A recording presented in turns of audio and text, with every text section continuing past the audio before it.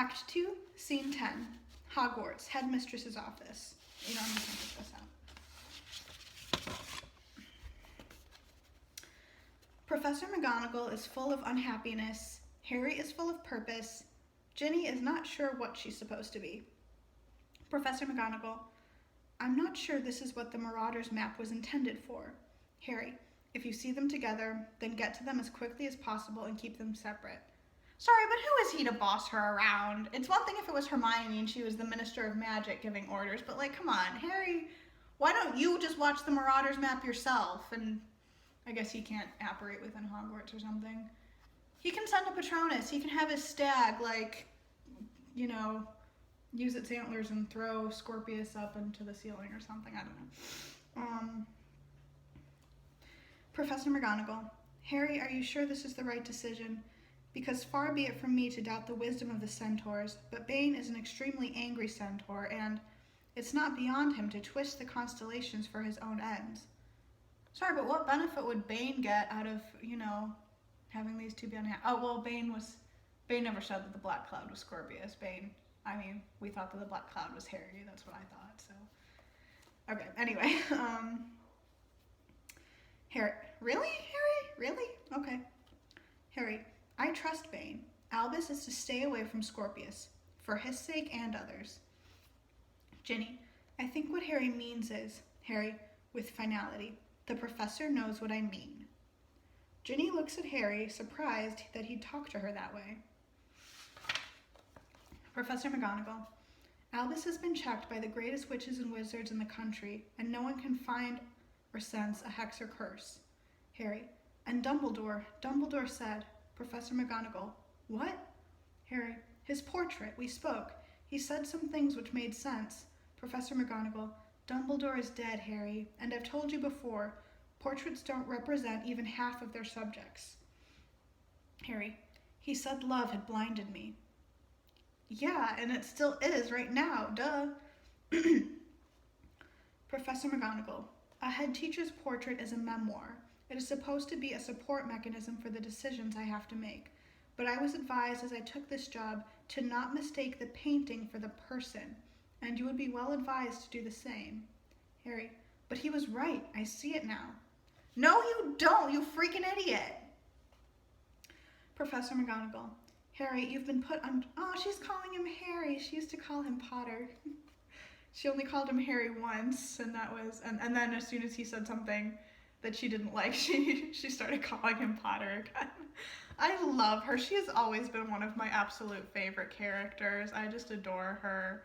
And as much as I kind of hate Harry for using the Cruciatus Curse for really no reason, I was and continue to be so thrilled at the scene where Caro spits in her face, and that is what prompts him to use the Cruciatus Curse and, as Bellatrix says, really mean it. I mean, I'm so conflicted about it because it really was so unnecessary. He knows what he's had it used upon him. He knows what that pain is, and what he did was so disrespectful, but I don't think it warrants torture like that. I really don't think it does. But at the same time, I love it. I love that that's what it was. That I'm completely in two minds about that, but I love that scene every time. Potter, that was very gallant of you. Anyway, I love Minerva McGonagall, and I'm really glad that, and when Voldemort, killed him and everyone thought he was dead, she screamed no in a way like that he didn't think he would ever hear from her, so, I love their relationship. It's, it's not exactly, it's both close and distant, there's like a formality there, but there is so much respect and a certain degree of affection, and I don't know, I just love that. So that was a very important sidebar. Anyway,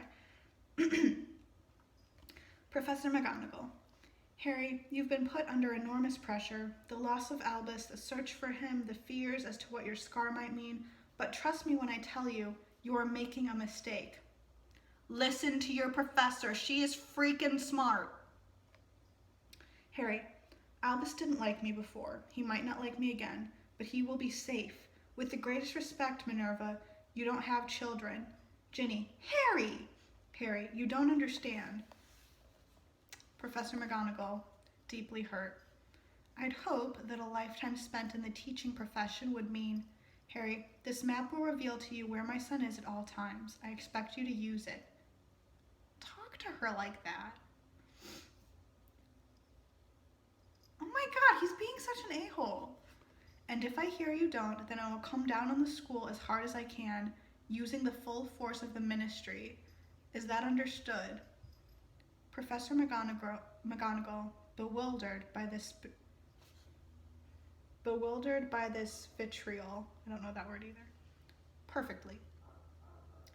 Ginny looks at Harry, unsure of what he's become. He doesn't look back. Yeah, unsure of what he's become, that's for sure. I do not like Harry in this. And I'm okay with that. I'm okay with not liking him, but I've never felt that way about him before.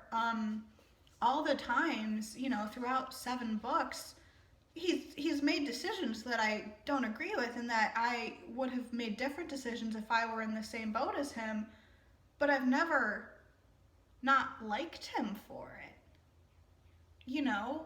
We've had our disagreements, but yeah, he's never acted in a way that's made me not like him. He's acted in ways that made me mad at him and frustrated with him, but oh my gosh. So, wow. Ginny looks at Harry, unsure of what he's become. Yeah, no kidding. Oh boy. Well, let's find out what happens next.